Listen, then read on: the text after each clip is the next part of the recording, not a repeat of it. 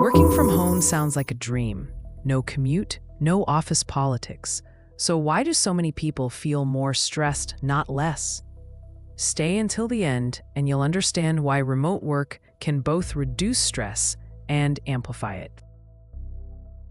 Before the pandemic, only a minority of workers operated remotely. Many simply didn't have the option.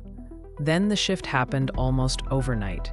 At first glance, the benefits seem obvious, but science paints a more complicated picture. Let's start with the upside. Long daily commutes have been linked to increased stress, sleep problems, and poorer mental health outcomes. The more time spent traveling, the greater the strain. Remote work removes that burden. Less rushing, fewer obligatory social rituals. But if removing the commute helps, why does stress sometimes increase? Here's the paradox. Large European surveys have found that a significant portion of remote workers report elevated stress levels, in some cases more frequently than office employees. Why? Because the brain depends on boundaries. And remote work erases them. When home and office occupy the same physical space, the transition ritual disappears. There's no psychological switch between roles. Structure fades, physical movement drops, distractions increase, and during crisis periods, uncertainty adds another cognitive load. A brain thrives on predictability. Uncertainty taxes it. Anxiety plays a major role. Cognitive research shows that heightened anxiety reduces concentration, slows task completion, and increases error rates. A worried brain allocates resources to scanning for threats, not solving problems. So reduced productivity under stress isn't laziness, it's neurobiology, but it can be managed.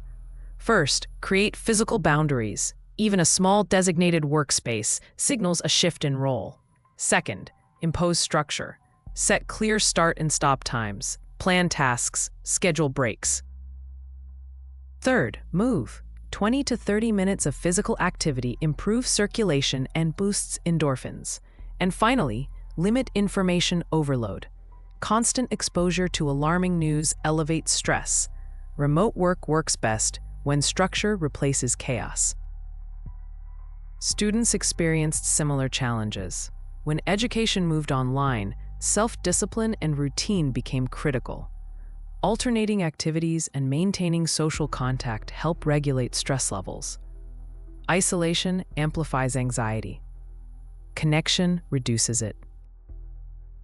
Remote work is neither paradise nor punishment. It is a boundaryless environment. When transitions disappear, stress can rise. When structure returns, stability follows. The challenge isn't working from home. It's building systems within it. Once the brain regains rhythm and predictability, resistance drops. Remote work doesn't break us. Lack of structure does.